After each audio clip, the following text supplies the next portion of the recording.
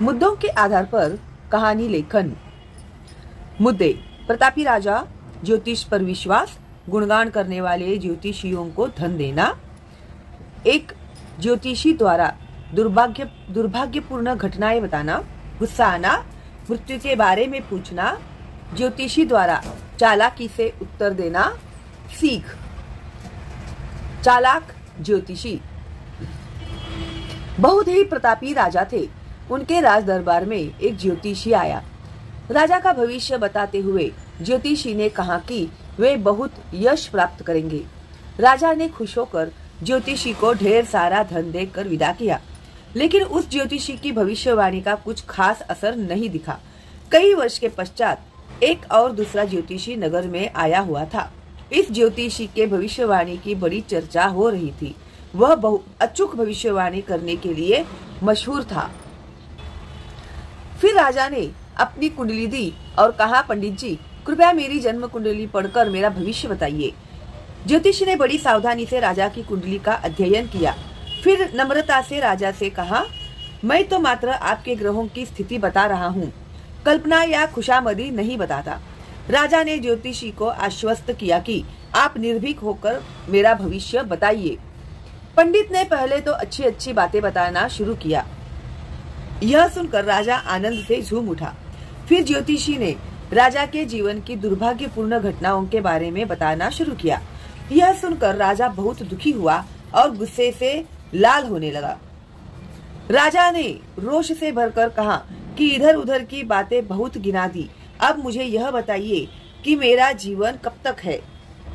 चतुर ज्योतिषी राजा के मन को समझ गया था। उसने बहुत ही शालीनता से मुख पर मुस्कान लाते हुए कहा, सम्राट, आपकी मृत्यु मेरी मृत्यु से एक दिन बाद होने वाली है। यह सुनते ही राजा का सारा गुस्सा शांत हो गया। राजा ने ज्योतिषी की बुद्धिमत्ता की सराहना की। उसने ज्योतिषी को मूल्यवान उपहार दिए और सम्मान पूर्वक विदा किया। सीख: संकट के समय बुद्धि और विवेक से कार्य करना चाहिए। मुद्दों के आधार पर कहानी लेखन। मुद्दे: कौवा और हंस, आकाश में उड़ना, ग्वाले के सिर पर दधी पात्र, कौवे का दही खाना, हंस का इनकार, कौवे के साथ दधी पात्र पर बैठना, ग्वाले को आभास, हंस का पकड़ना, कौवे का उड़ना। कुसंगत का फल। बहुत समय पहले की बात है। सलेमपुर नामक गांव के एक जंगल में ढेर सारे पक्षी सुखपूर्वक रहते थे। उसी जंगल के एक तालाब के पास विशाल वृक्ष पर एक कौवा और एक हंस रहता था। उन दोनों में गहरी मित्रता थी। वे दोनों हर दिन आहार की खोज में आकाश मार्ग से उड़ते हुए इधर उधर जाते तथा संध्या के समय जंगल में वापस आ जाते थे। एक दिन हंस और कौवा हर दिन की तरह आसमान में उड़ रहे थे। अचानक कौवे की नजर एक ग्वाले पर पड़ी। वह ग्वाला दही से भरा हुआ पात्र सिर पर रखकर जा रहा था। दही की महक ने कौवे को अधीर कर दिया। कौवे ने हंस से आग्रह किया कि वे दोनों चुपचाप दही पात्र पर बैठकर दही खाएंगे। कौवे की बात सुनकर हंस ने ऐसा करने से मना किया, लेकिन कौवे ने हंस की एक न सुनी। वह हंस को घसीटकर अपने साथ ले जाने में सफल हो गया। हंस कौवे के साथ ग्वाले के दही पात्र पर चुपचाप बैठ गया और कौवा अपनी चोंच नचा नचा कर दही का स्वाद लेने लगा। बेचारा हंस चुपचाप कौवे की इस हरकत को देख रहा था। अचानक ग्वाले को ऐसा लगा जैसे कोई पक्षी उसके दही पात्र पर बैठकर दही खा रहा है। आहट पाते ही कौवे भाई झट से उड़ गए। बेचारा हंस ग्वाले की गिरफ्त में आ गया और मारा गया। सीख: बुरे लोगों की संगति का परिणाम बुरा ही होता है, अतः हमें कुसंगति से सदैव दूर रहना चाहिए। मुद्दों के आधार पर कहानी लेखन। मुद्दे: राजा, लड़ाई में हार, गुफा में छिपना, मकड़ी को पेड़ पर चढ़ते गिरते देखना, बार बार प्रयास, चढ़ने में सफल, उत्साहित होकर सैन्य जुटाना, जोरदार आक्रमण, विजयी होना। सफलता का रहस्य। बहुत समय पहले की बात है। कौशल में अमरेश नाम के राजा राज्य करते थे। अपनी नीति कुशलता तथा सैन्य शक्ति के प्रभाव से उन्होंने अपने राज्य का काफी विस्तार किया था। वे अपने गुणों के कारण प्रजा में प्रिय बन गए थे। उनके राज्य की समृद्धि से दूसरे राज्य के राजाओं को बड़ी ईर्ष्या होती थी। राजा अम्बरीश की ख्याति चारों तरफ फैलती जा रही थी। इसी बीच उनके पड़ोसी राजाओं ने उनके खिलाफ षड्यंत्र रचा। कई राजाओं ने मिलकर उनके राज्य पर धावा बोल दिया। कई दिनों तक भीषण लड़ाई होती रही। अंत में राजा अम्बरीश को उस युद्ध में पराजय का मुंह देखना पड़ा। अपनी जान बचाने के लिए राजा अम्बरीश युद्ध के मैदान से भाग खड़े हुए। वे एक जंगल की गुफा में जाकर छिप गए तथा कई दिनों तक वहां पड़े रहे। गुफा के द्वार पर एक पेड़ था। एक दिन उसी पेड़ के नीचे राजा अम्बरीश हताश बैठे थे। अचानक उनकी नजर पेड़ के तने के पास गई। उन्होंने देखा कि एक मकड़ी पेड़ पर चढ़ने की जी तोड़ कोशिश कर रही थी, लेकिन कुछ दूर जाकर फिर नीचे गिर जाती थी। मकड़ी बार बार पेड़ पर चढ़ती और हर बार गिर पड़ती थी। राजा बड़े ध्यान से मकड़ी के इस प्रयास को निहार रहे थे। राजा ने देखा कि मकड़ी पेड़ पर चढ़ने में आखिर सफल हो ही गई है। मकड़ी की सफलता से राजा की आंखें खुल गई। उनकी समझ में आ गया कि निरंतर प्रयास करने से ही सफलता मिलती है। वे गुफा से निकलकर बाहर आए और अपनी सैन्य शक्ति को फिर से जुटाने में लग गए। सेना के संगठित हो जाने पर राजा अम्बरीश ने अपने दुश्मनों पर जोरदार आक्रमण किया। कई दिनों तक भयंकर युद्ध होता रहा और अंत में राजा अम्बरीश की विजय हुई। उन्हें अपना खोया हुआ राज्य वापस मिल गया। सीख: परिस्थितियों से निराश न होकर निरंतर प्रयास करने से सफलता अवश्य प्राप्त होती है। मुद्दों के आधार पर कहानी लेखन। मुद्दे: 4 चोर, धन चुराकर जंगल में जाना, भूख लगना, 2 चोरों का मिठाई लाने जाना, मन में पाप, मिठाई में जहर मिलाना, जंगल के चारों चोरों की नीयत बिगड़ना, कुएं पर ले जाना, मिठाई खाना, परिणाम: जैसी करनी वैसी भरनी। एक गांव में सेठ गिरधारी लाल रहते थे। उनके पास अपार धन था। उनके धन पर अगल बगल के चोरों की नजर थी। एक दिन 4 चोरों ने उनके घर में चोरी करने की योजना बनाई। चारों चोर आधी रात को सेठ के घर में घुसे। घर के सभी लोग खर्राटे ले रहे थे। चोरों ने तिजोरी तोड़कर सारा धन चुरा लिया। घर से निकलकर वे लोग जंगल की तरफ चल पड़े। उन्होंने आपस में तय किया कि जंगल में ही चलकर धन का बंटवारा करेंगे। जब चारों चोर जंगल में पहुंचे तो सुबह होने वाली थी। काफी दूर चलने के कारण उन्हें भूख प्यास लग गई थी। 2 चोर कुछ खाने की चीजें खरीदने के लिए नजदीक के नगर में चले गए। वहां उन्होंने खाने के लिए मिठाइयां खरीदी। जब दोनों चोर मिठाइयां लेकर चले तो उनके मन में खोट आ गया। उन्होंने सोचा कि यदि किसी तरह से वे अपने अन्य दोनों साथियों का काम तमाम कर सके तो सारा धन उन दोनों को ही मिल जाएगा। वे दोनों फिर नगर में गए तथा वहां से जहर खरीदकर मिठाइयों में मिला दिया। इधर जंगल में जो चोर अपने साथियों के लौटने का इंतजार कर रहे थे, उनके मन में भी खोट आ गया। उन्होंने भी मिठाई लेने गए अपने दोनों साथियों को मारकर सारा धन हड़प लेने का निश्चय किया। जब उनके दोनों साथी नगर से मिठाई लेकर लौटे तब वे दोनों उनके साथ कुएं पर हाथ मुंह धोने के लिए ले गए। जैसे ही उन्होंने हाथ मुंह धोना शुरू किया, इन दोनों ने उन्हें कुएं में धकेल दिया तथा 2 बड़े पत्थर उठाकर उनके सिर पर दे मारे। दोनों चोर कुएं में डूबकर काल के गर्त में समा गए। अपने दोनों साथियों को मारकर बचे हुए दोनों चोर खुशी से झूम उठे। वे प्रसन्नता पूर्वक मिठाई खाने लगे। जहरीली मिठाई ने पेट में जाते ही अपना असर दिखाना शुरू कर दिया।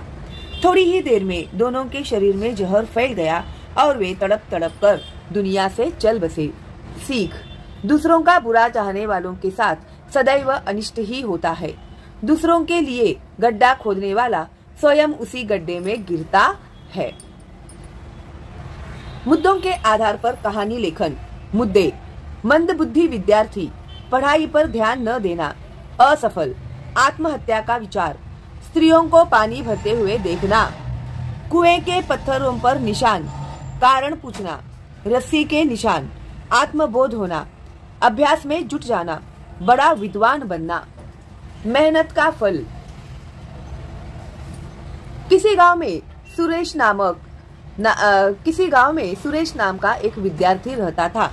वह अपने गांव के स्कूल में ही पढ़ता था। स्वभाव से वह अच्छा था, लेकिन उसकी बुद्धि मंद थी। इस कारण वह पढ़ाई में ध्यान नहीं दे पाता था। बड़ी कठिनाई से वह 9वीं कक्षा तक पहुंचा था। बेटे की इस स्थिति से माता पिता बड़े चिंतित थे। सुरेश पढ़ने के बजाय खेलने कूदने में अधिक ध्यान देता था। शिक्षक की बातों पर वह बिल्कुल ध्यान नहीं देता था। परिणामतः वह इस बार भी परीक्षा में असफल हो गया। उसकी इस असफलता पर माता पिता बहुत नाराज हुए तथा उन्होंने उसे खूब डांटा फटकारा। माता पिता की डांट फटकार से आहत तथा असफलता से दुखी सुरेश आत्महत्या करने के इरादे से घर से निकल पड़ा। रास्ते में उसे प्यास लगी। आगे बढ़ने पर उसने देखा कि कुछ स्त्रियां कुएं से पानी निकाल रही थी। उसने एक स्त्री से पानी पिलाने की प्रार्थना की। पानी पीते समय अचानक उसका ध्यान कुएं के पत्थरों पर बने गहरे निशानों की ओर चला गया।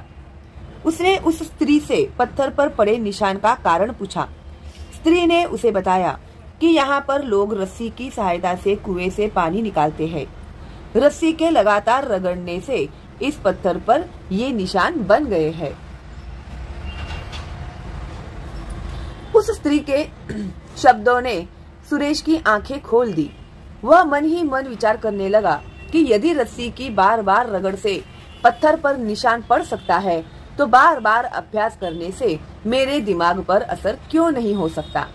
अंतर्मन की आंखें खुलते ही सुरेश ने आत्महत्या करने का इरादा बदल दिया तथा घर लौट आया।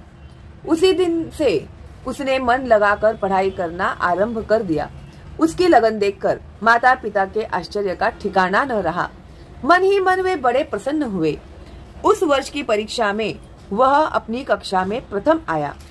इस प्रकार गहरी लगन से पढ़ाई आरंभ करने के कारण सुरेश उच्च शिक्षा प्राप्त करके विद्वान बन गया। सीख: सतत प्रयास सफलता का मार्ग प्रशस्त करता है। मुद्दों के आधार पर कहानी लेखन। मुद्दे: विजय स्कूल जाने की जल्दी, चौराहे पर दुर्घटना, सहपाठी अजित की लॉरी से टक्कर, घायल, अस्पताल पहुंचना, स्कूल देर से पहुंचना, अध्यापक की डांट, हकीकत जानना, सभी छात्रों के सामने गौरव। कर्तव्य परायणता का पुरस्कार। विजय नाम का एक लड़का था। वह 8वीं कक्षा में पढ़ता था।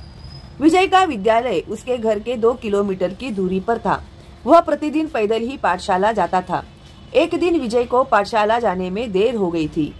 वह बड़ी तेजी के साथ सड़क के किनारे किनारे चल रहा था कि अचानक उसकी नजर सड़क के चौराहे पर जमी भीड़ की तरफ चली गई। हालांकि उसे विद्यालय पहुंचने की जल्दी थी, फिर भी वह भीड़ के पास जाने से अपने आप को रोक नहीं सका। विजय जैसे ही चौराहे की भीड़ के पास पहुंचा तो वहां का दृश्य देखकर सहम गया। उसने देखा कि उसका सहपाठी अजित दुर्घटनाग्रस्त होकर सड़क के किनारे खून से लथपथ पड़ा था। तेज रफ्तार से जा रही लॉरी ने उसे टक्कर मार दी थी। किसी की समझ में नहीं आ रहा था कि क्या करे। वह तुरंत अपने घायल मित्र के पास पहुंचा और लोगों से उसे जल्द से जल्द अस्पताल पहुंचाने की प्रार्थना की। लोगों की मदद से वह अजित को शुक्ला नर्सिंग होम में ले गया। अजित की हालत को देखकर डॉक्टर ने उसे अस्पताल में भर्ती कर लिया। इसके बाद विजय से अजित के माता पिता के बारे में जानकारी प्राप्त कर उन्हें दुर्घटना की सूचना दी। अजित की दुर्घटना की खबर मिलते ही उसके माता पिता तुरंत अस्पताल पहुंचे। डॉक्टर ने अजित के माता पिता को बताया कि किस तरह से विजय की सहायता से अजित को समय पर अस्पताल लाया गया, जिसके कारण अब वह खतरे से बाहर है। अजित के माता पिता ने विजय को गले लगाकर उसे बहुत धन्यवाद दिया तथा उसकी सूझबूझ की बड़ी प्रशंसा की। अजित को अस्पताल ले जाने के कारण विजय को स्कूल पहुंचने में काफी देर हो गई थी। उसके कक्षाध्यापक ने देर से आने के लिए काफी डांट फटकार लगाई। विजय ने जब अपने कक्षाध्यापक को देर से आने का कारण बताया तो वे गर्व से फूले नहीं समाये। उन्होंने विजय से अपनी डांट के लिए माफी मांगी तथा विद्यालय के सभी छात्रों के सामने उसके द्वारा किए गए कार्यों की भूरी भूरी प्रशंसा की। विद्यालय के प्राध्यापक ने विजय की कर्तव्य परायणता के लिए उसे आदर्श विद्यार्थी के पुरस्कार से पुरस्कृत किया। सीख: मुसीबत में फंसे व्यक्ति की सहायता करना प्रत्येक व्यक्ति का मुख्य दायित्व है।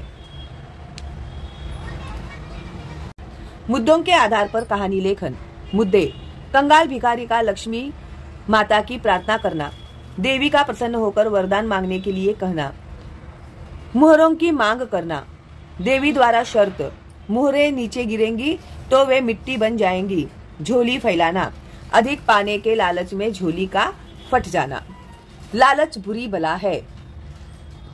एक बहुत दुखी और कंगाल भिखारी था। वह लक्ष्मी माँ बोलता और धन पाने के लिए उनसे प्रार्थना करता रहता था। एक दिन लक्ष्मी जी उस पर प्रसन्न होकर उसके सामने प्रकट हुई। लक्ष्मी जी ने उस भिखारी से कहा, मैं तुम पर प्रसन्न हूँ, तुम कोई भी वरदान मांग सकते हो। भिखारी ने लक्ष्मी जी से सोने की मुहरें मांगी। लक्ष्मी जी ने कहा, ठीक है, मैं तुम्हें सोने की मुहरें दूंगी, पर एक शर्त है, जो मुहरें जमीन पर गिरेंगी वे मिट्टी बन जाएंगी। भिखारी ने लक्ष्मी जी के सामने अपनी फटी पुरानी झोली फैलाई। लक्ष्मी जी ने कुछ मोहरें झोली में डाली और पूछा, बस? भिखारी ने कहा, नहीं माँ, कुछ और दीजिए।